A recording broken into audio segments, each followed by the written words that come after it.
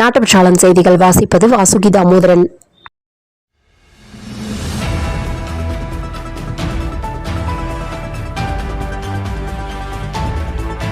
தஞ்சை மாவட்டம் பேராவூரணி பள்ளத்தூர் அரசு மேல்நிலைப் பள்ளியில் சுகாதாரத்துறை மூலம் 1 முதல் 19 வயதுள்ள குழந்தைகளுக்கு குடற்புழுவால் ஏற்படும் இரத்த சோகை, உடல் சோர்வு, மனசோர்வு, மூளை வளர்ச்சி குன்றுதல் போன்ற பாதிப்புகள் ஏற்படாமல் குழந்தைகளை பாதுகாக்க குடற்புழு நீக்க மாத்திரை பிப்ரவரி 10 வழங்கப்பட்டது. மாத்திரை சாப்பிட்ட 7ஆம் வகுப்பு மாணவி கவிபாலா உயிரிழந்தார். மேலும் 3 குழந்தைகள் தீவிர சிகிச்சை பெற்று வருகின்றனர். மாணவிகளின் பெற்றோர், உறவினர்கள் சாலை மறியலில் ஈடுபட்டனர். இது சம்பந்தமாக காவல்துறை பேசிய பின் சாலை மறியல் கைவிடப்பட்டது.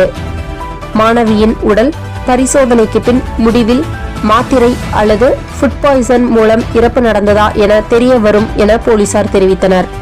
பட்டியலின மக்களுக்கு மட்டுமே உரிமை உள்ள பஞ்சமி நிலத்தை பன்னீர்செல்வம் OPS வாங்கியதாக சில ஆண்டுகளுக்கு முன்பு புகார் எழுந்தது.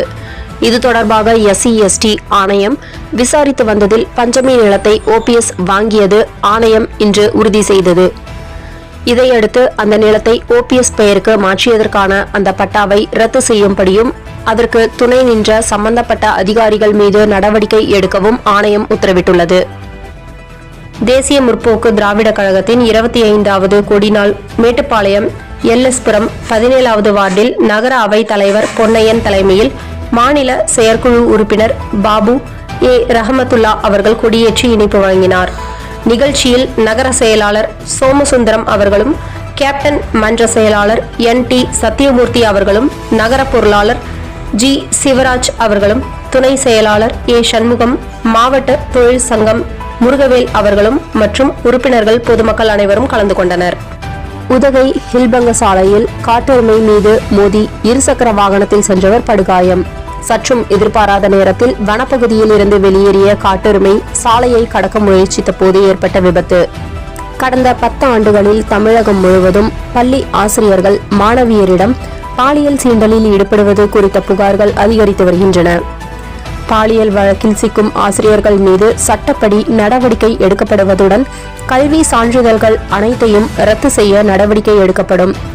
பள்ளி மாணவியரிடம் ஒழுக்கக்கேடான முறையில் நடந்து கொள்ளும் ஆசிரியர்கள் மீது ஒழுங்கு நடவடிக்கை எடுக்கப்படும்.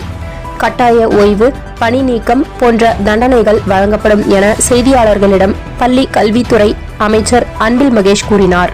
திண்டுக்கல் நகர் YMR பட்டி கோபால் நகரில் செல்போன் டவர் அருகே தினமும் மக்கள் குப்பைகளை கொட்டுவதால் கால்நடைகளும் பொதுமக்களும் தொற்று நோயால் பாதிக்கப்படுகின்றனர். அதனால் குப்பைகளை கொட்டுவதற்கு குப்பை தொட்டி அமைத்து தர வேண்டியும் பலமுறை கோரிக்கை வைத்தும் பலனில்லை. சுகாதார கேடு விளைவிக்கும் வகையில் உள்ள குப்பைகளை அப்புறப்படுத்தாமல் மாநகராட்சி மெத்தன போக்கில் உள்ளது. மாநகராட்சி உரிய நடவடிக்கை எடுத்து தீர்வு காண வேண்டும் என அப்பகுதி பொதுமக்கள் வேண்டுகோள் விடுக்கின்றனர். 1969 கட்டப்பட்ட கன்னியாகுமரி மாத்தூர் தொட்டி பாலத்தில் இருந்த காமராஜர் படமும் அதன் கீழே பாலத்தின் சிறப்பு அம்சங்களும் பொறிக்கப்பட்டிருந்தது. நேற்று முன்தினம் இரவு மர்ம நபர்கள் இந்த கல்வெட்டை உடைத்தனர்.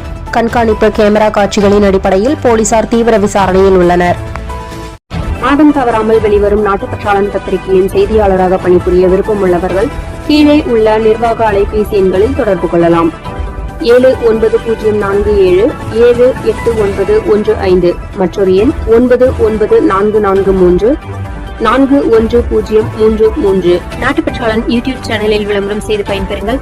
நமது நாட்டுப்பற்றாளன் செய்திகளை அறிந்து கொள்ள யூடியூப் சேனலை சப்ஸ்கிரைப் செய்யுங்கள்.